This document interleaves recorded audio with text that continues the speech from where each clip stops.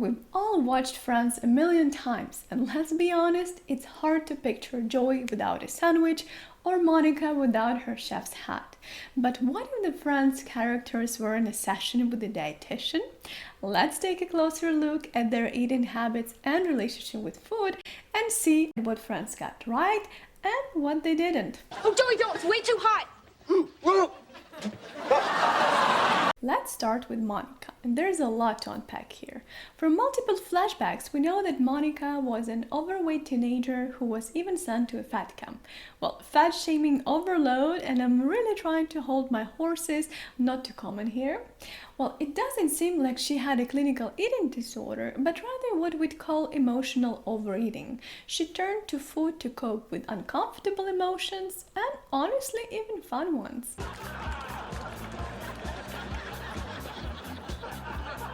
Then one mean comment from Chandler motivates her to lose weight, and another one somehow inspires her to become a chef. Did you like the macaroni and cheese?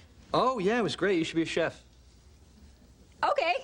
Now, her weight loss story isn't exactly realistic, but what I do appreciate is that she didn't drop her love for food, and instead she transformed it into something special, something meaningful and creative by becoming a chef. Grown-up Monica still enjoys food, but she cooks mostly for others now. Sometimes it's an outlet for her emotions, sometimes a way to please others or regain control. But most of the time, it's her way of bringing people together. She's the hostess overall. Mom, do you want us to come back later? Oh, no. Stay. Just keep talking.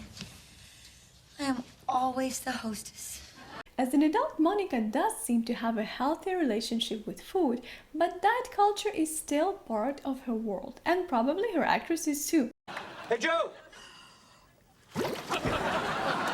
Yeah, can I get a three-piece, some coleslaw, and some beans, and a Coke? Diet Coke. Now let's talk about Rachel. Compared to Monica, or really compared to anyone, she's not exactly a great cook. She can't even make a cup of coffee. Should I tell her I ordered tea? No.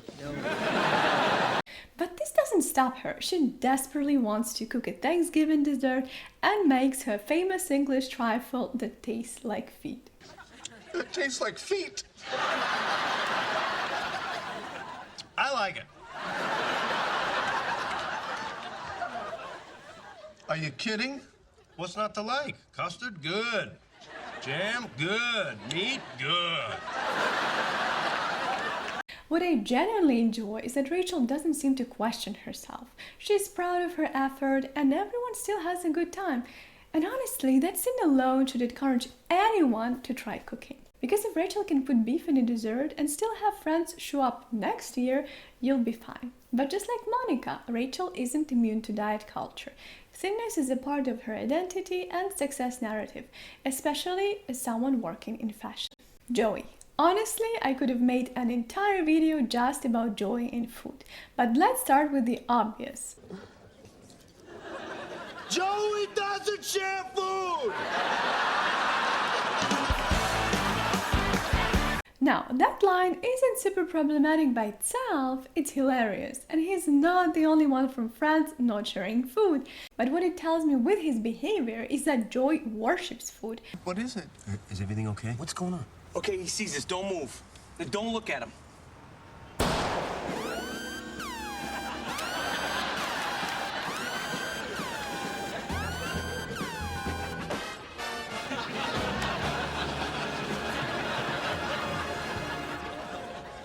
And you know what? I love that he takes real pleasure in eating. That's something we should normalize more.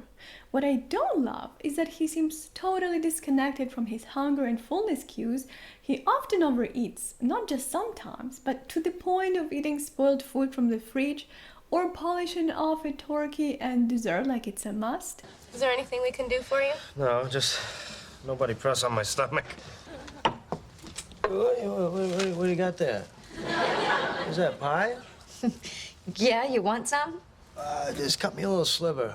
A little bigger. A little bigger. What are you afraid you're gonna run out? Cut me a real piece! Occasional overeating is totally normal, but in Joey's case, it's extreme. and it seems more like a reflex than a conscious choice. So yes, his respect for food is great, but worshipping food, that's where things get tricky. Now let's talk about our blondie, Phoebe. Such a unique and lovable character. And honestly, from the first glance, she seems to have one of the healthiest relationships with food in the whole group. She eats intuitively, without guilt or obsession. She does follow a specific diet though. She's a vegetarian for ethical reasons, and I totally respect that. Her food choices are aligned with her values, not with diet culture. But things get interesting when she becomes pregnant. Suddenly, she starts craving meat. Ooh, what does that smell? It's coming from the bathroom. Ooh. Well, pregnancy does give you some weird cravings. Yeah. It's me, it's Phoebe. Listen, there's something in here I want to eat. What smells so good? Is it the shampoo? It's guava. No. Oh, wait. Is it my bologna sandwich? Yes. Can't believe it, the baby wants bologna. Baby wants me to eat meat, I can't eat meat! At first, she tries to ignore those signals, but then she makes a clever deal with Joey. What I really appreciate here is that she listens to her body. She adapts. She switches to being a flexitarian during her pregnancy, which is a great example of honoring both her values and needs. A quick note though, pregnant Phoebe is eating deli meat in the show, and from a dietitian's perspective, that might not be totally safe. Some cold cuts, especially if not fully cooked or reheated, should be avoided during pregnancy. Now on to Ross. He's not as food obsessed as Joey or Monica, but he still gives us some memorable moments. First, he also doesn't like sharing food. Remember his my sandwich meltdown at work? You threw my sandwich away. My sandwich! My sandwich! It's probably more about stress and control than actual hunger, but still it shows how emotionally loaded food can be, even for someone who seems pretty neutral about it. We also know he enjoys cooking. There is that fajita moment. He does! Be careful! Very hot plate! Very hot! Last but definitely not least, Chandler. Such a brilliant character, and Matthew Perry brought so much heart and humor to him. Chandler doesn't talk about food as much as the others, but when he does, it's often with the side of sarcasm, of course. He's definitely influenced by diet culture, especially when it comes to weight and appearance.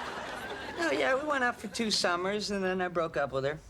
Why? Well, because she came back the 3rd summer, and she'd gotten really fat.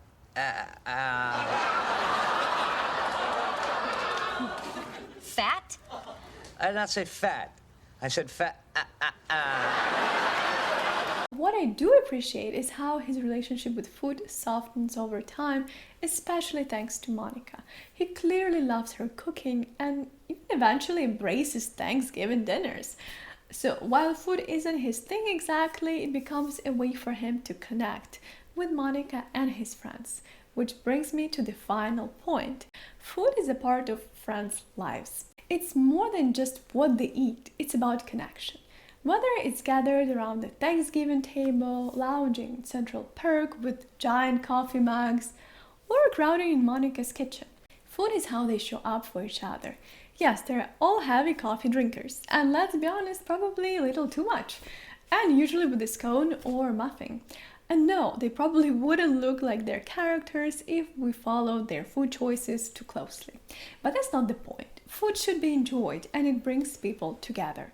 And despite the diet culture jokes and unrealistic body standards of the 90s, Friends still show us how shared meals can be enjoyable and human. And to close, my favorite Thanksgiving clip. All right, it's no fat, it's no sugar, it's no dairy. It's no good. Throw it out. So that was my take on Friends and their relationship with food and eating habits. Want to check yours? I made a short quiz to help you explore your own eating habits and relationship with food. The link is in the description below. This was Vera, not French Dietitian. If you like this channel, please don't forget to subscribe, like this video, and comment below. I will see you next time. Bye! Let me explain to you how the human body works. I have to warm up my stomach first. Eating chips is like stretching. Okay. Don't worry, Tribbiani's never get full. I actually know what you're talking about. I'm here to tell you something, friend. You can eat and eat and eat, but nothing will ever fill that void.